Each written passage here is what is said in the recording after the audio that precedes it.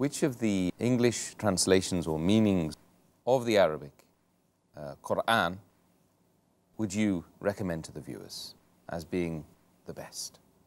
There are many English translations of the Qur'an. As I mentioned, Qur'an has been translated in most of the major languages of the world. As far as English is concerned, in our foundation, Islamic Research Foundation, we have more than 50 different translations of the Qur'an only in English language. The best overall, amongst all the English translations, there are a few. One of them is the Sahih International. This is the copy. The Sahih International. It is translated just a few years ago. It was translated by 3 American ladies. These 3 accepted Islam. And alhamdulillah, they have referred to various previous translations. And this is authentic translation. But one thing I would like to mention, that no translation of the Qur'an is exactly as the original word of Allah subhanahu wa ta'ala. Because the translation is a human handiwork. So no translation would be free from errors. No translation. It can come closer to the meaning of the Qur'an, but because the translation is the work of a human being, it can come nowhere exactly the same as the Arabic Qur'an. But amongst the one that we have in English language, Sahih International is one of the good ones. The translation is authentic, alhamdulillah. But naturally, as I mentioned, that there's bound to be a few errors. The other one, which is overall good, and which I recommend, is the translation by Abdullah Yusuf Ali. Abdullah Yusuf Ali spent more than 40 years only in translating the Qur'an. And overall, I say that if you want to give to a non-Muslim, the translation overall is good. It has commentary, it has got footnotes. And the English is a bit archaic, you know, the old English, the, thou, ye, which most of the people don't like, but actually it's closer to Arabic.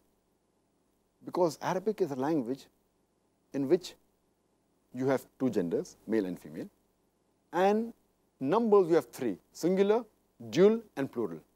So in English language, if I have to say you, whether it's a male or a female, I use you.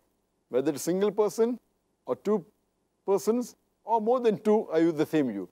For 6 different people, whether single, dual, or plural, whether male or female, I use the same you. But in Arabic, for a male single person, is a different you, anta. For a female single person, it's anti. Similarly, dual for male, female is separate. Plural, more than 2, male, female is separate. That's 6 different yous. So in this archaic English, instead of you, they have e, thee, thou, which is closer to the Arabic. But it's difficult for those who aren't used to this English. It's difficult. But there are people who have simplified this English of the Yusuf Ali. And they've taken out this ye and thou and made it into you, etc. But overall, this translation is very good. But again, it has some errors, which are cross errors. You should be aware of it. These errors are cross. But barring these errors, which are there, as I mentioned, that this is one of the old translations, and it is one of the most popular translations. There have been tens or maybe hundreds of millions of copies of Abdullah Yusuf Ali, which has been distributed throughout the world.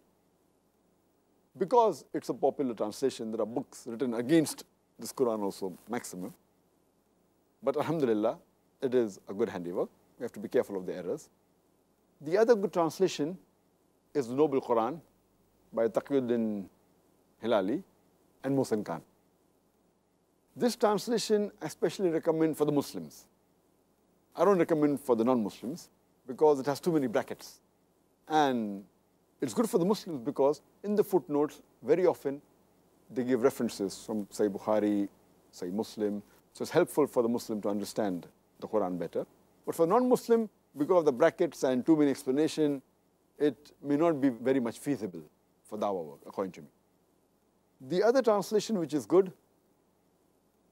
is by Abdul Majid Daryabadi. It's in 4 volumes. Its main speciality is it's good for comparative religion. And it gives quotation from the Bible and the other scriptures besides the Islamic scriptures. Another English translation which is good is by Muhammad Asad. It is a very logical translation. He very often quotes Zamakshari, as Kashaf, but if you be careful, sometimes he goes overboard. He tries to prove everything logically, even the miracles, etc., so have to be careful. Otherwise, its argument is very sound. You have to be careful. As I said, no translation is free from error. Then the other translation that you have is by Mohammed Pickthall, the Britisher, but it's only translation, there's no commentary, there's no footnotes. You have the translation of T.B. Irving, which is an American translation. If an American English, that's a good translation, T.B. Irving. If you want a poetic translation, then Arthur Arby is there. He's a non-Muslim, but it's a poetic translation.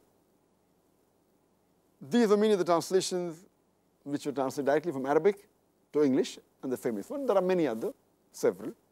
There are some translations which have been translated from Arabic to another language, Urdu, and then to English. For example, by Maulana Abul Ala Maududi. And that's called as Tahfim al-Qur'an. That's a good translation. It's in 6 volumes.